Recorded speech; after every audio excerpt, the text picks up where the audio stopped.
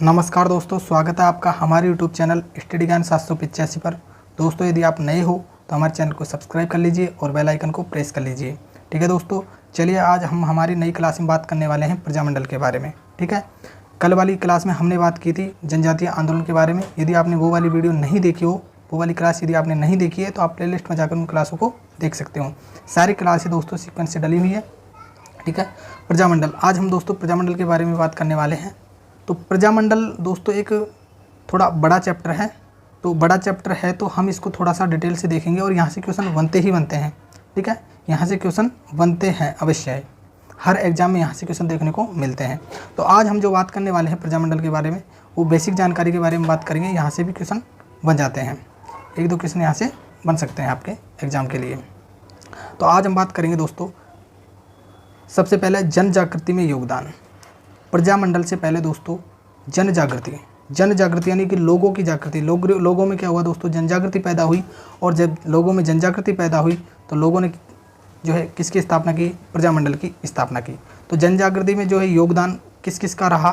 ठीक है, तो सबसे पहले देखते हैं हम हिंदी, गुजराती और बांग्ला साहित्य का जन जागृति में क्या रहा, योगदान रहा। यदि आपसे एग्जाम में क्वेश्चन पूछा जाए कि हिंदी, गुजराती और बांग्ला साहित्य का क्या रहा, जन जागृति में क्या रहा, योगदान रहा। ठीक है, प्रजामंडल की जो जन जागृति है उसमें क्या रहा, योगदान रहा।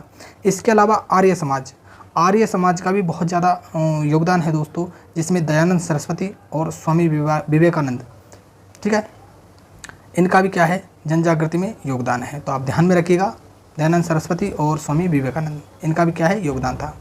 इसके अलावा यदि हम बात करें साहित्य और पत्रकारिता, तो दोस्तों साहित्य, यदि हम साहित्य के बारे में बात करें तो साहित्य का भी जो है जन जागृति में योगदान था। और इसके अलावा पत्रकारिता का भी योगदान था। ठीक है, इसके अलावा चटर्जी, जो बंकिम चंद्र चटर्जी है दोस्तों, उनका जो वंदे मातरम गान है, यानी कि जो हमारा राष्ट्रीय गीत है, इसका भी क्या है, जन जागृति में योगदान है। इसके अलावा समाचार पत्र, जितने भी समाचार पत्र है दोस्तों, उनका जो है राजस्थान की जन जागृति में योगदान है। यदि हम इम्पोर्टेंट समाचार पत्रों की बात करें तो राजस्थान समाचार पत्र, देश हितैषी समाचार पत्र, परोपकार समाचार पत्र, सज्जन कीर्ति समाचार पत्र और राजस्थान टाइम्स समाचार पत्र। तो आपको ध्यान रखना है, सज्जन कीर्ति समाचार पत्र कहाँ से निकलता था, तो उदयपुर से निकलता था। और राजस्थान टाइम्स जो समाचार पत्र वह कहाँ से निकलता था, तो वह अजमेर से निकलता था। कब निकलता था, तो 1885 में निकलता था। कब निकलता था, 1885 की बात है ये। सज्जन कीर्ति कहाँ से, उदयपुर से, और राजस्थान टाइम्स कहाँ से, अजमेर से। ठीक है, तो आपको ये सारी चीज़ें ध्यान रखनी है कि जन जागृति में योगदान किस प्रकार से रहता है। तो हिंदी का भी रहता है, गुजराती का, बांग्ला साहित्य का, इसके अलावा आर्य समाज का, साहित्य और पत्रकारिता का, और जो चटर्जी का वंदे मातरम गान है वो भी क्या है दोस्तों, जन जागृति में योगदान का महत्वपूर्ण स्रोत है। इसके अलावा समाचार पत्र में यदि हम बात करें तो राजस्थान समाचार पत्र, देश हितैषी, परोपकार, सज्जन कीर्ति और राजस्थान टाइम्स। ठीक है, तो आपको ये ध्यान रखना है। चलिए हम बात करें दोस्तों नेक्स्ट, एडवर्ड सप्तम के राज्यारोहण समारोह के समय फतेह सिंह, जो कहाँ के थे दोस्तों, उदयपुर को आमंत्रित किया जाता है। कहाँ पर, दिल्ली आमंत्रित किया जाता है। और फतेह सिंह ने दिल्ली प्रस्थान किया तथा केसरी सिंह बारठ ने चेतावनीरा चुंगटिया पुस्तक भेंट की। किसको भेंट की, तो फतेह सिंह को केसरी सिंह बारठ ने क्या की दोस्तों, चेतावनीरा चुंगटिया पुस्तक भेंट की। आत्मसम्मान की भावना जगाने के कारण वे दिल्ली दरबार समारोह में शामिल नहीं हुए। दोस्तों, हमने इस फैक्ट की पहले भी बात की है हमारी पिछली वीडियो में। ठीक है, तो आपको ये ध्यान रखना है कि चेतावनीरा चुंगटिया किसकी पुस्तक है, तो केसरी सिंह बारठ की पुस्तक है। और यह पुस्तक किसको जो है भेंट की गई थी, तो जो उदयपुर के जो महाराणा थे फतेह सिंह, उनको भेंट की गई थी। ठीक है, इसके अलावा यदि हम बात करें नेक्स्ट पॉइंट की, तो 1885 में भारतीय राष्ट्रीय कांग्रेस की क्या हुई, स्थापना हुई। तो आपको ध्यान रखना है कि भारतीय राष्ट्रीय कांग्रेस की स्थापना कब होती है, तो 1885 में होती है। कब होती है, 1885 में होती है। इसके अलावा यदि हम बात करें 1887 में, तो 1887 में गवर्नमेंट कॉलेज अजमेर के छात्रों ने क्या किया दोस्तों, कमेटी का गठन किया। ठीक है, तो आपको यही ध्यान रखना है कि गवर्नमेंट कॉलेज अजमेर के छात्रों ने कमेटी का गठन कब किया, तो 1887 में किया। इसके अलावा 1888 में कांग्रेस की इलाहाबाद अधिवेशन, कांग्रेस का दोस्तों इलाहाबाद में क्या हुआ था, अधिवेशन हुआ था। अजमेर के गोपीनाथ माथुर, किशनलाल और हरविलास शारदा राजस्थान के प्रतिनिधि बनकर गए थे। ठीक है, तो राजस्थान के प्रतिनिधि बनकर जो है इलाहाबाद अधिवेशन में कौन कौन गए राजस्थान से, तो अजमेर की गोपीनाथ माथुर गए, किशन लाल गई और हरविलास शारदा, ये तीनों गए थे। ठीक है, तो आपको ये ध्यान रखना है कि कांग्रेस के इलाहाबाद अधिवेशन में कौन कौन जो है राजस्थान से गए थे। ठीक है, तो आपको ये सारी चीज़ें ध्यान रखनी है। ठीक है दोस्तों, चलिए हम आगे बात करते हैं। आगे यदि हम देखें दोस्तों तो 1918 ईस्वी में दिल्ली में आयोजित कांग्रेस अधिवेशन के तहत राजपूताना मध्य भारत राजनीतिक संस्था की क्या की गई, स्थापना की गई। क्या की गई, राजपूताना मध्य भारत राजनीतिक संस्था की क्या की गई, स्थापना की गई। कहाँ की गई, तो दिल्ली के चांदनी चौक स्थित मारवाड़ी पुस्तकालय में। कहाँ की गई, मारवाड़ी पुस्तकालय में। दिल्ली के चांदनी चौक स्थित मारवाड़ी पुस्तकालय में क्या की जाती है, राजपूताना मध्य भारत सभा की स्थापना की जाती है।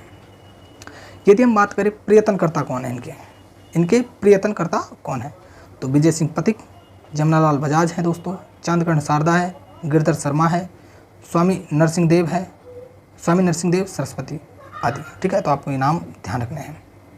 बाद में कांग्रेस के नागपुर अधिवेशन 1920 के समय यह कांग्रेस की सहयोगी संस्था मान ली गई। ठीक है, क्या मान ली गई दोस्तों, सहयोगी संस्था मान ली गई। किसकी, राजपूताना मध्य भारत सभा की सहयोगी संस्था मान ली गई। ठीक है, तो आपको ये ध्यान रखना है। चलिए हम बात करें नेक्स्ट बात करें दोस्तों, तो ये आपके लिए इम्पोर्टेंट है।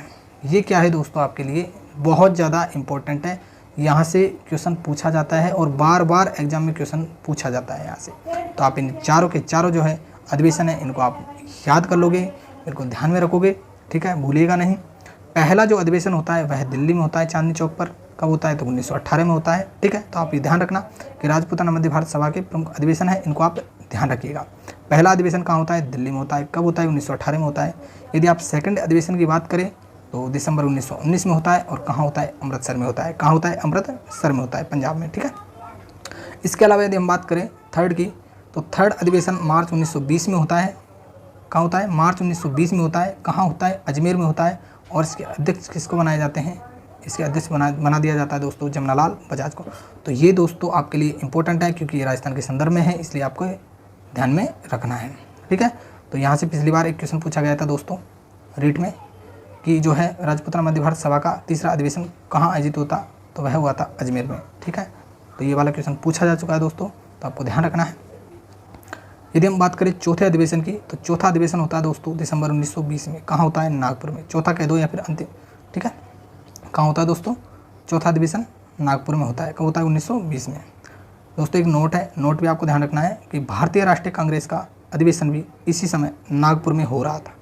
ठीक है दोस्तों, राजपूताना मध्य भारत सभा के जो ये प्रमुख अधिवेशन है, इस समय जब नागपुर का अधिवेशन हो रहा था उस समय भारतीय राष्ट्रीय कांग्रेस का भी क्या हो रहा था, नागपुर में ही अधिवेशन। तो यानी कि दोनों का जो अधिवेशन हो रहा था वह कहाँ हो रहा था, नागपुर में हो रहा था। यानी कि कांग्रेस का भी अधिवेशन नागपुर में हो रहा था उस समय, और जो है राजपूताना मध्य भारत सभा का भी अधिवेशन कहाँ हो रहा था उस समय, नागपुर में ही हो रहा था। तो आपको ये ध्यान रखना है। ठीक है, चलिए हम बात करते हैं दोस्तों नेक्स्ट बात करें दोस्तों नागपुर अधिवेशन के बारे में। ठीक है, क्योंकि ये हमारे लिए इंपॉर्टेंट है दोस्तों नागपुर अधिवेशन। इसलिए सभा के अध्यक्ष, जो नागपुर अधिवेशन की जो सभा थी उसके अध्यक्ष कौन थे, तो वो थे दोस्तों नरसिंह चिंतामणि। कौन थे, नरसिंह चिंतामणि। कुछ कारणों से नागपुर नहीं पहुँचे, मतलब अध्यक्ष जो बनाए गए दोस्तों नरसिंह चिंतामणि बनाए गए, लेकिन कुछ कारणों से नागपुर नहीं पहुँचते हैं। और इनके स्थान पर किनको बना दिया जाता है, तो गणेश नारायण सोमानी को बना दिया जाता है, जो कहाँ के हैं दोस्तों, जयपुर के। कहाँ के हैं, जयपुर के हैं। सभा के अध्यक्ष नरसिंह चिंतामणि कुछ कारणों से नागपुर नहीं पहुँचे, इनके स्थान पर गणेश नारायण सोमानी जो जयपुर को सर्वसम्मति से यानी कि सबकी सहमति से सभापति चुन लिया जाता है। ठीक है, तो आपको ध्यान रखना है, ये आपके लिए इम्पोर्टेंट है, आपको ये ध्यान रखना है। ठीक है, इस अधिवेशन में एक प्रदर्शनी भी लगाई जाती है दोस्तों, आपसे प्रदर्शनी पूछी जा सकती है। ये प्रदर्शनी क्या थी दोस्तों, राजस्थान के कृषकों की दयनीय स्थिति। राजस्थान के कृषकों की दयनीय स्थिति, तो इस नाम से क्या लगाई जाती है, प्रदर्शनी लगाई जाती है, यानी कि पोस्टर लगाए जाते हैं। ठीक है, तो इस अधिवेशन में एक प्रदर्शनी भी लगाई जाती है, तो आपको ये भी ध्यान रखना है क्योंकि ये भी आपके लिए इम्पोर्टेंट है।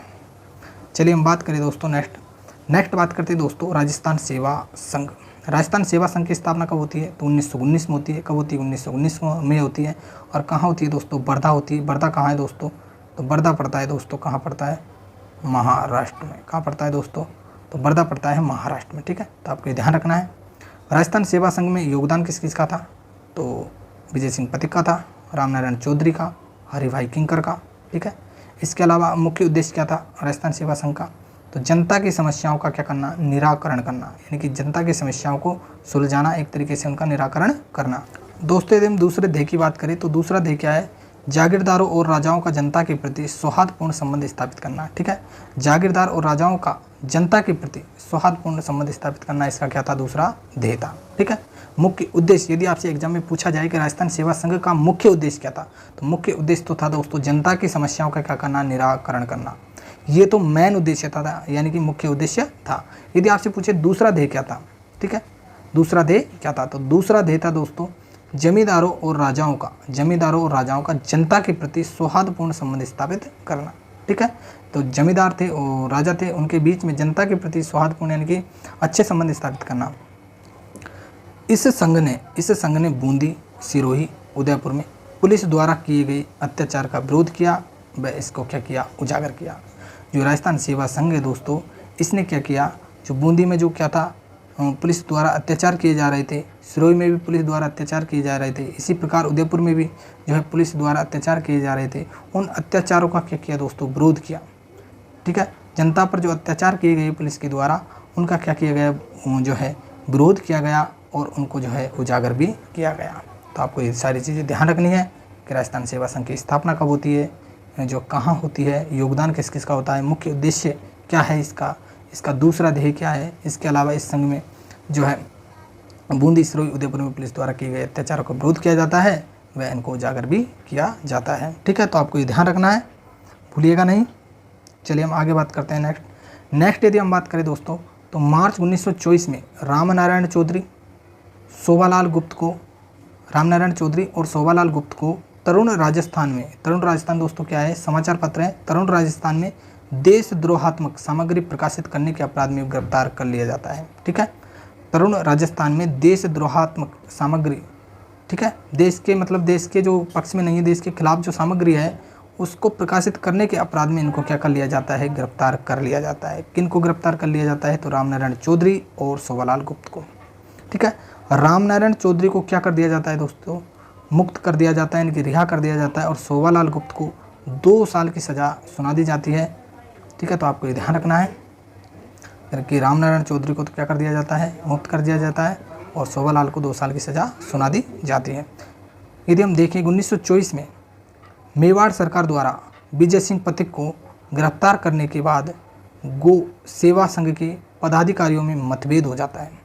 ठीक है, क्या दोस्तों 1924 में मेवाड़ सरकार द्वारा पथिक यानी विजय सिंह पथिक को क्या कर लिया जाता है, गिरफ्तार कर लिया जाता है, और गिरफ्तार करने के बाद जो सेवा संघ के पदाधिकारी है उनमें क्या हो जाता है, मतभेद हो जाता है। ठीक है, क्या हो जाता है, मतभेद हो जाता है।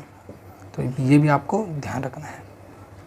1918 से 1928 और 29 तक राजस्थान सेवा संघ पूर्णतः प्रभावहीन रहा, यानी कि लगभग 10 साल। यदि आपसे प्रश्न पूछा जाए दोस्तों कि जो राजस्थान सेवा संघ है वह पूर्णतः कब प्रभावहीन रहा, तो वह रहा था दोस्तों 1918 से लेकर 1928 तक। कब से, 1918 से 1928 तक। ठीक है, या फिर इस प्रकार पूछा जाए आपसे एग्जाम में क्वेश्चन कि राजस्थान सेवा संघ पूर्णतः प्रभावहीन कितने वर्षों तक रहा, तो आपको जवाब देना है कब तक रहा, तो लगभग 10 साल तक। कब तक रहा, लगभग 10 साल तक। ठीक है, तो आपको ये ध्यान रखना है। चलिए बात करें दोस्तों नेक्स्ट, सन 1920 में भारतीय राष्ट्रीय कांग्रेस का नेतृत्व गांधी के हाथों में आ जाता है, यानी कि गांधी जी के हाथों में जो है भारतीय राष्ट्रीय कांग्रेस का नेतृत्व आ जाता है। कब आ जाता है, सन 1920 में आ जाता है। उन्होंने 1921 में असहयोग आंदोलन शुरू किया। इससे राजस्थान भी क्या नहीं रहा दोस्तों, अछूता नहीं रहा, यानी कि राजस्थान भी इससे अछूता नहीं रहा। ठीक है, तो राजस्थान ने भी इसमें क्या लिया, भाग लिया।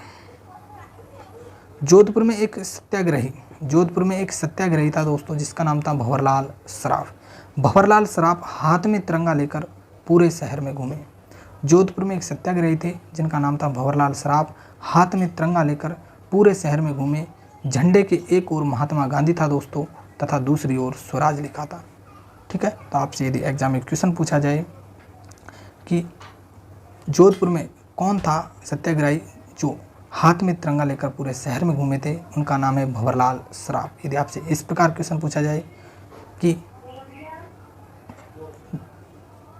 भंवरलाल सराफ जो हाथ में तिरंगा लेकर पूरे शहर में घूमे, उस पर जो है किस प्रकार के जो है लेख लिखे थे, तो एक तरफ लिखा था महात्मा गांधी तथा दूसरी तरफ लिखा था स्वराज। ठीक है, तो आपको ये भी ध्यान रखना है। सारी चीज़ें दोस्तों आपको लिंक करके चलनी है, किसी भी प्रकार से आपके एग्जाम में क्वेश्चन पूछा जा सकता है। चलिए आगे बात करते हैं। टोंक राज्य की जनता ने भी कांग्रेस के प्रति क्या जताई, सहानुभूति जताई। यानी कि दोस्तों जो टोंक राज्य की जनता है उसने भी कांग्रेस के प्रति क्या जताई, सहानुभूति जताई।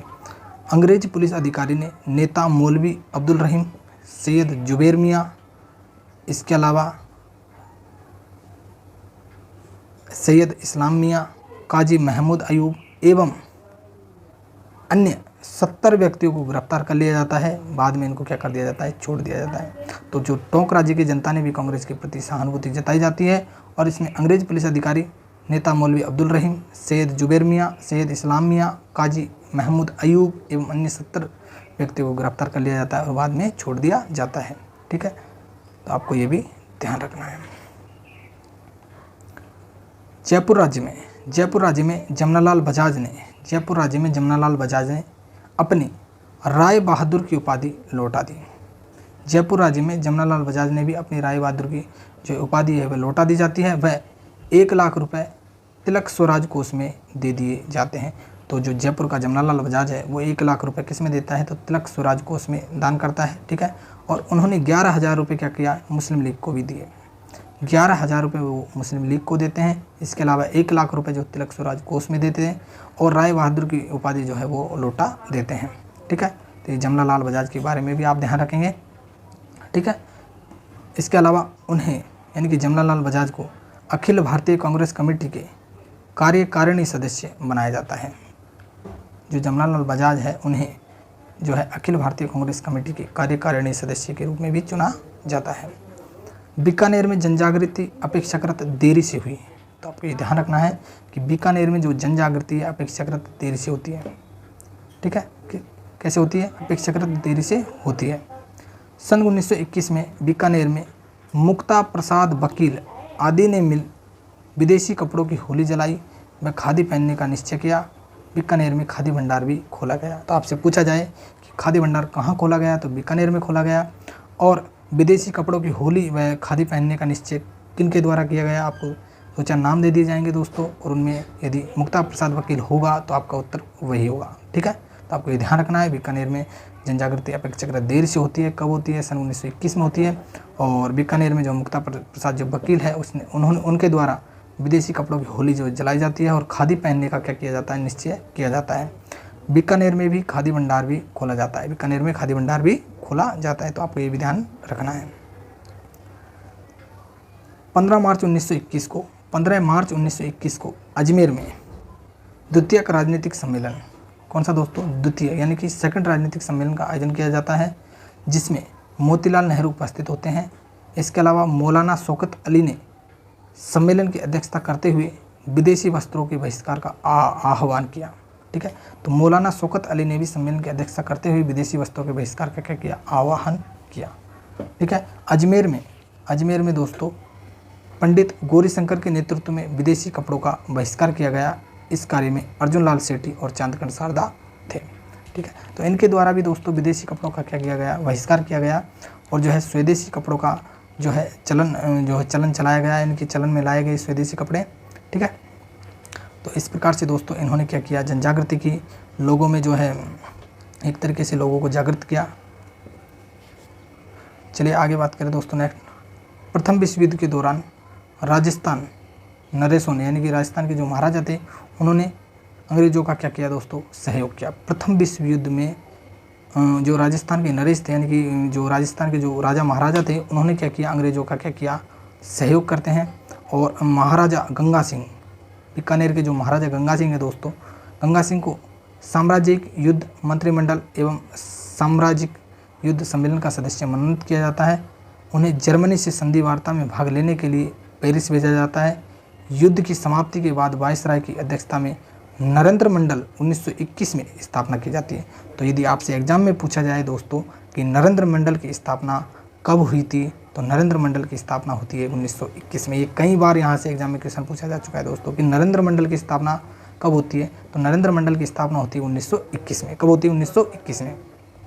ठीक है, तो महाराजा गंगा सिंह को कहाँ भेजा जाता है, तो जर्मनी में संधि वार्ता के लिए भेजा जाता है। इसके अलावा उन्हें जो पेरिस भेजा जाता है, ठीक है। और युद्ध की समाप्ति के बाद वायसराय की अध्यक्षता में नरेंद्र मंडल यानी कि 1921 में इसकी स्थापना की जाती है। तो कई बार यहाँ से क्वेश्चन पूछा गया है दोस्तों कि नरेंद्र मंडल की स्थापना कब होती है, तो 1921 में होती है। ब्रिटिश प्रशासकों यानी कि जो अंग्रेज अधिकारी थे, उन्हें बिजोलिया किसान पंचायत की तुलना रूसी सोवियतों तथा पथिक को क्या कहा है दोस्तों, बोल्शेविक विप्लवी कहा है। क्या कहा है, बोल्शेविक विप्लवी कहा है, ठीक है।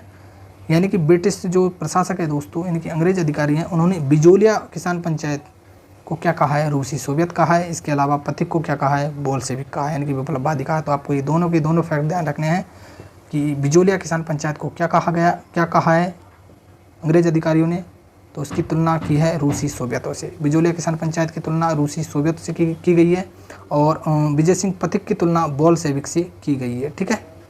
किससे की गई है, बोल्शेविक से की गई है, यानी कि विप्लववादी से की गई है। तो आपको ये ध्यान रखना है, ठीक है। चलिए आगे चलते हैं नेक्स्ट।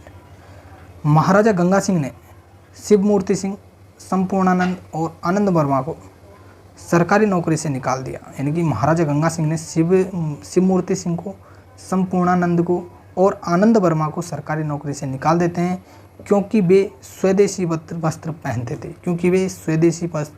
थे। तिलक स्वराज कोष के चंदा जमा कराया था, क्योंकि वे स्वदेशी वस्त्र पहनते थे और उन्होंने क्या किया दोस्तों, तिलक स्वराज कोष में चंदा जमा कराया था। और महाराजा गंगा सिंह यह नहीं चाहते थे कि कोई भी जो है स्वदेशी वस्त्र पहने। वो केवल विदेशों का क्या करते थे, विदेशी कपड़ों का क्या करते थे दोस्तों, चलन में लाने की कोशिश करते थे और जो है इनको अंग्रेज़ों को जो क्या है सहयोग की भावना से देखते थे। तो इसीलिए जो शिवमूर्ति सिंह, संपूर्णानंद और आनंद वर्मा को सरकारी नौकरी से निकाल देते हैं क्योंकि वे स्वदेशी वस्त्र पहनते हैं और वे जो है तिलक स्वराज को उसके चंदा जमा उन्होंने कराया था। तो आपको ये ध्यान रखना है। जोधपुर के महाराजा के संरक्षक सर प्रताप सिंह ने भी विदेशी माल को प्रोत्साहन दिया, जबकि इससे पहले सरस्वती के उपदेश मानकर हिंदी भाषा और स्वदेशी का प्रचार कर रहे थे। जोधपुर के महाराजा के संरक्षक सर प्रताप सिंह ने भी विदेशी माल को क्या दिया दोस्तों, प्रोत्साहन दिया, ठीक है। स्वदेशी माल को प्रोत्साहन नहीं दिया दोस्तों, इन्होंने क्या दिया, विदेशी माल को प्रोत्साहन दिया, जबकि इससे पहले सरस्वती के उपदेश मानकर हिंदी भाषा और स्वदेशी का प्रचार कर रहे थे, ठीक है। आपको ये ध्यान रखना है। पहले तो किसका जो है प्रचार कर रहे थे, तो ये हिंदी भाषा का और स्वदेशी का प्रचार कर रहे थे, लेकिन बाद में क्या हुआ दोस्तों, सर प्रताप सिंह विदेशी माल को प्रोत्साहन देने लग गए। तो आपको ये ध्यान रखना है। उदयपुर के महाराणा फतेह सिंह असहयोग आंदोलन के गुप्त रूप से सहानुभूत थे। उदयपुर के महाराणा फतेह सिंह असहयोग आंदोलन के गुप्त रूप से क्या थे दोस्तों, गुप्त रूप से क्या थे, सहानुभूत थे। भारत सरकार ने आदेश दिया कि वे या तो उनके अनुसार मंत्रिमंडल बनाए या शासन को युवराज को सौंप दे। नया युवराज महाराणा भूपाल सिंह 28 जुलाई 1921 को बनाया जाता है और युवराज ने अंग्रेज सरकार की इच्छा अनुसार मंत्रिमंडल बनाया और राजस्व विभाग जैसा महत्वपूर्ण विभाग एक अंग्रेज अधिकारी मिस्टर ट्रेच को सौंप दिया गया। यानी कि दोस्तों उदयपुर के जो महाराणा थे वो क्या थे दोस्तों, वो थे स्वदेशी आंदोलन के पक्ष में थे, ठीक है। तो असहयोग आंदोलन में वे गुप्त रूप से क्या थे, भाग लेते थे, यानी कि सहानुभूत थे। तो भारत सरकार ने ये आदेश दिया कि वे या तो उनके अनुसार मंत्रिमंडल बनाए या शासन को क्या सौंप दे, युवराज को सौंप दे, क्योंकि भारत सरकार पर किसका अधिकार था दोस्तों, अंग्रेजों का अधिकार था। अंग्रेज जो है सरकार चलाते थे उस समय, तो या तो वो क्या करे, उनके अनुसार मंत्रिमंडल बनाए या शासन को युवराज को सौंप दे, ठीक है। तो नया युवराज जो बनता है दोस्तों महाराणा भूपाल सिंह बनता है और 28 जुलाई 1921 को भी नए युवराज ने अंग्रेज सरकार की इच्छा अनुसार मंत्रिमंडल बना दिया जाता है, ठीक है। और राजस्व विभाग जैसा महत्वपूर्ण विभाग एक अंग्रेजी अधिकारी यानी कि जिसका नाम था ट्रेच, उसको सौंप दिया जाता है, ठीक है। और राजस्व विभाग किसको सौंप दिया गया, तो अंग्रेज अधिकारी ट्रेच को सौंप दिया गया। तो ये भी आपको ध्यान रखना है। चलिए आगे बात करें नेक्स्ट। आगे जाकर अंग्रेज़ों ने उच्च पद पर नौकरी देना शुरू कर दिया। आगे जाकर जो है अंग्रेज़ों ने उच्च पद पर नौकरी देना शुरू कर दिया और शुरुआत में तो दोस्तों नौकरी देना शुरू कर दिया, लेकिन 20वीं शताब्दी के तृतीय दशक यानी कि 1921 से लेकर 1930 तक राज्य में बहुत बड़ी संख्या में शिक्षित लोग मौजूद थे, यानी कि नौकरी देना शुरू कर दिया। शिक्षा, बहुत सारे शिक्षित लोग भी क्या थे दोस्तों, मौजूद थे, लेकिन जिन्हें राज्य में कार्य करने का अवसर प्राप्त नहीं हो रहा था, क्योंकि दोस्तों बेरोजगारी बढ़ रही थी। ठीक है, तो नौकरी देना, कुछ को ही नौकरी देना स्वीकारा गया, लेकिन शिक्षित लोग क्या है बहुत सारे हो गए, और इस कारण से क्या हुआ दोस्तों, क्या हुआ, तो बेरोजगारी फैल गई, और परिणाम स्वरूप जो है क्या है दोस्तों, शिक्षित लोगों में क्या हुआ, असंतोष फैल जाता है। क्या होता है, असंतोष फैल जाता है। तो इस प्रकार से जो है ये प्रजामंडल की पूरी रूपरेखा बनती है दोस्तों। ठीक है, तो आपने समझा कि खादी वस्त्रों का किस प्रकार से जो है चलन में लाते हैं, और जो विदेशी वस्त्र हैं उसका बहिष्कार किया जाता है, स्वदेशी वस्त्रों को क्या किया जाता है, अपनाया जाता है। ठीक है दोस्तों।